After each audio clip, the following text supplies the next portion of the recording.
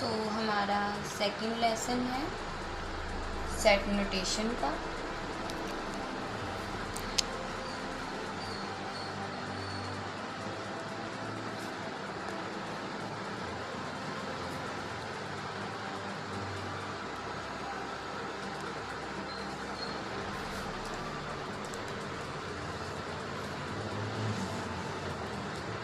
Set notation हम लोग book से थोड़ा पहले पढ़ लें।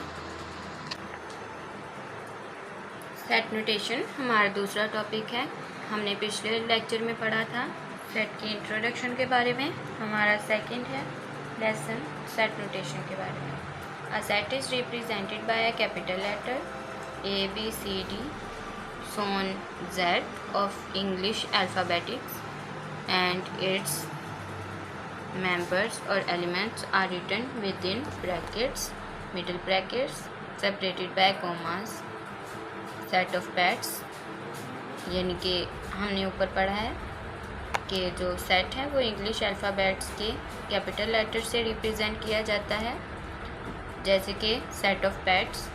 फॉर एग्जांपल हमने इसको ए से रिप्रेजेंट किया, तो उसके अंदर के जो मिडल ब्रैकेट्स लगाई हैं ओपनिंग और क्लोजिंग के लिए, और अंदर ये सेट ऑफ एनिमल्स था, तो cow, horse, separated by commas, जैसे कि ऊपर उन्होंने बताया है। यानी कि सेट जो है वो रिप्रेजेंट किया जाता है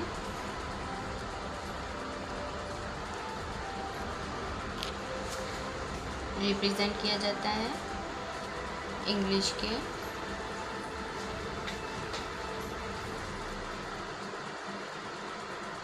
अल्फ़ाबेटिक्स से।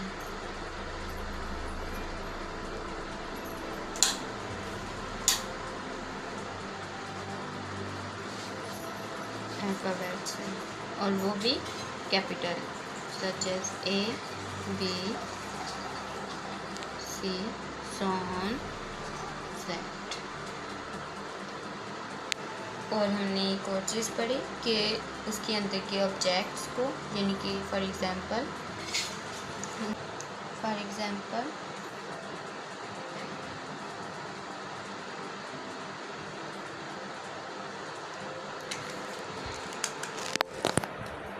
हमने एक सेट लिया है, अ सेट ऑफ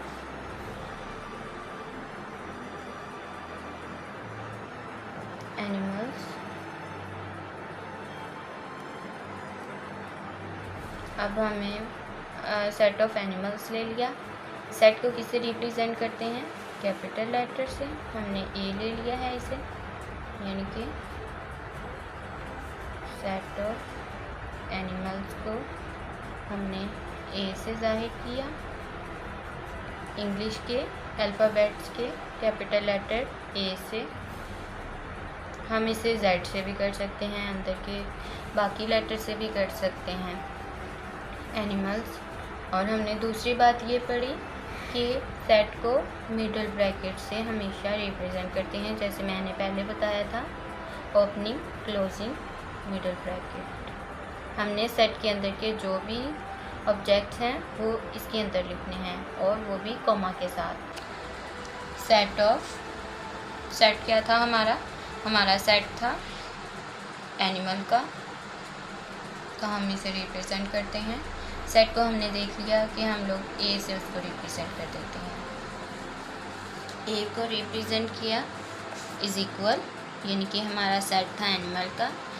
सेट जो था ए, अब वो किसका था? एनिमल्स का। हमने यूज़ की मिडल ब्रैकेट्स, ओपनिंग। हमने फॉर एग्जांपल लिख लिया काउ, हॉर्स और सो ऑन, यानी कि हमने दरमियान में कोमा ज़रूर लगाना है, और लास्ट पे क्लोजिंग के लिए मिडल ब्रैकेट। ये हमारा सेट हो गया, सेट ऑफ एनिमल का।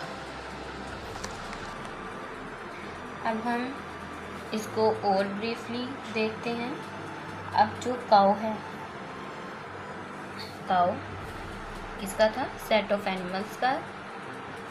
हम इसे देखते हैं काउ, ये साइन यूज़ करेंगे ई का, बट ये ई नहीं है, इसको साइन को कहते हैं belongs to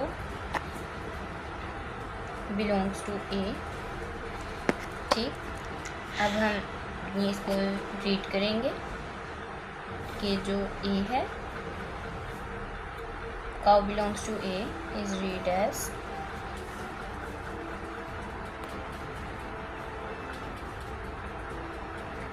cow is an element of a set A, यानी कि काउ ए से बिलोंग करती है। हमने इससे रीड करना है cow is an element of a set ए। इसी तरह जो हॉर्स है वो भी इसी तरह, हॉर्स बिलोंग्स टू ए, यानी कि जो हॉर्स है वो सेट ए का एलिमेंट है। हमने पहले पढ़ा था कि जो सेट के अंदर के मेंबर और एलिमेंट्स होते हैं वो उसके ऑब्जेक्ट्स कहलाते हैं, यानी कि ये इसके एलिमेंट्स हैं।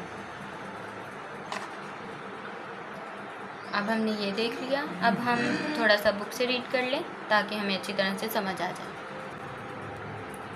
अब हमने ऊपर से पढ़ लिया है, हमें पता चल गया है कि सेट को कैसे रिप्रेजेंट करते हैं असल में। और अब हमने ये भी पढ़ लिया कि जो काऊ है वो ए से बिलोंग करती है और काऊ सेट ए का एलिमेंट है। अब हम नीचे देखते हैं कि now examine weather a tree is the element of a set ए, यानी कि हम लोग देखते हैं कि जो ट्री है वो सेट का एलिमेंट है। जैसे कि उन्होंने ऊपर कहा था कि सेट ऑफ एनिमल्स या पेट्स, अब पेट में ट्री नहीं यूज़ होता क्योंकि ये एनिमल्स से मुख्तलिफ है, क्योंकि एनिमल्स और ये प्लांट में यूज़ होता है। तो no, a tree is not the element of a set, so we can write this statement symbolically as tree belongs not to ए।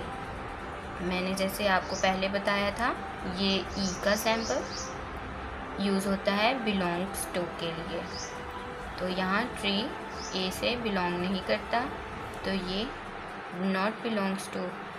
अब हम इसे रीड करेंगे, is read as a tree is not the element of a set, यानी कि ये tree जो है वो सेट ए का एलिमेंट नहीं है। अब हम एक अहम चीज़ के बारे में और पढ़ लें जो हमें आगे भी हमें यूज़ करनी पड़ेगी। ये इसका सैम्पल ई, वैसे ये ई नहीं है, इसका मतलब होता है बिलोंग्स टू। ये एक ग्रीक लेटर है, ये यूज़ होता है बिलोंग्स टू के लिए या इज़ अ मेंबर ऑफ के लिए या इज़ अ एलिमेंट ऑफ के लिए। और जैसे कि हमने दूसरा पढ़ा ट्री की एग्जांपल कि ट्री ए से बिलोंग नहीं करता, तो यानी कि अब हम इसको यूज़ कैसे करेंगे, e I mean belongs to का सैम्पल डाल के ऊपर एक लाइन लगाकर, ये है belong not belongs to, not belongs to, belongs to not belongs to. किस तरह, belongs to not belongs to. ये बहुत अहम सैम्पल है क्योंकि दूसरे बच्चे गलती करते हैं, ये इसको इस तरह डाल देते हैं ई की तरह, जैसे बड़ा ई डालते हैं, ये गलत है, इसको इसी तरह से डालना होता है। और not belongs to simple, belongs to का सिंबल ऊपर लाइन, ये नॉट बिलोंग्स टू। हम कुछ और थोड़ा सा इम्पोर्टेंट पढ़ लें। यहाँ पर कुछ इम्पोर्टेंट सेट्स होते हैं जिनको हम यूनिवर्सल सेट्स भी बोलते हैं, आई मीन यूनिवर्सल तो एक खुद ही सेट है जो इनके बहुत कॉमनली यूज रैंडमली यूज़ किए जाते हैं। Some important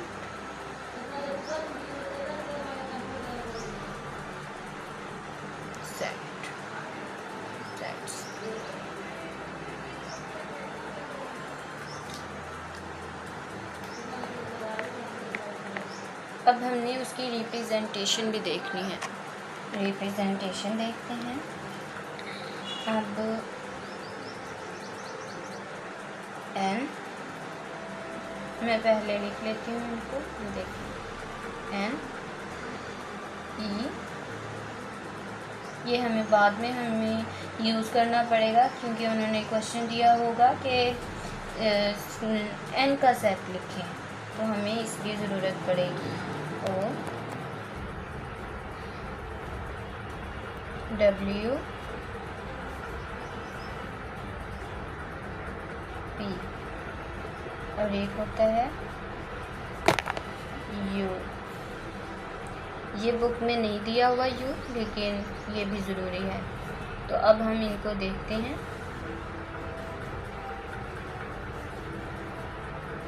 n set of natural numbers. n किससे? Set of natural numbers.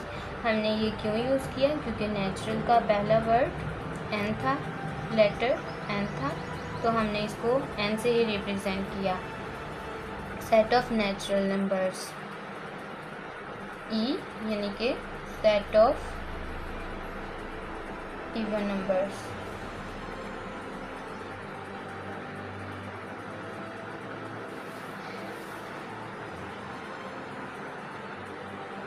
Even numbers.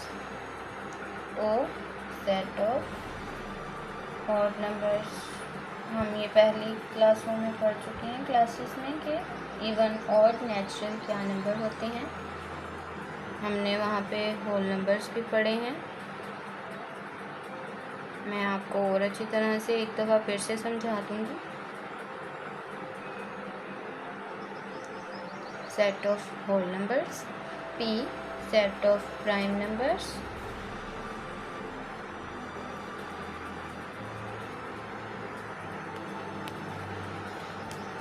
Prime numbers. u set of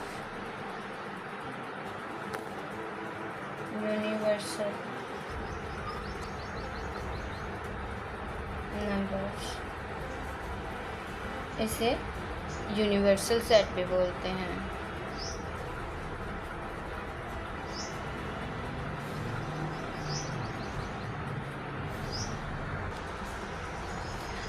तो अब हम देख लेते हैं।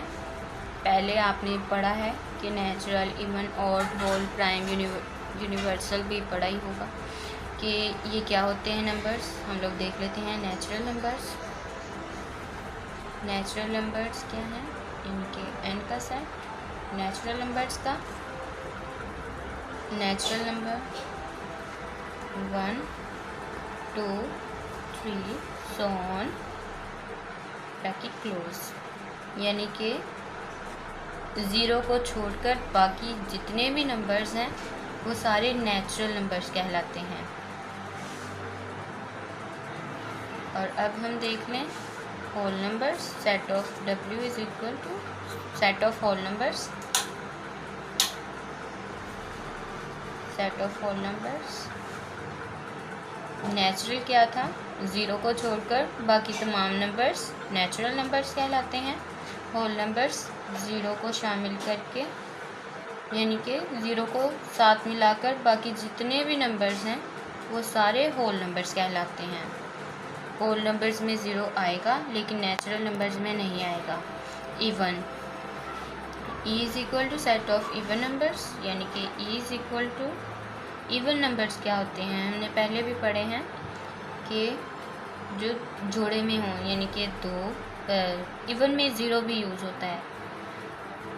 2 4 6 so on 2 4 6, यानी कि ये जोड़े में है। 2 4 6 ये इवन नंबर्स हैं। और O is equal to odd numbers.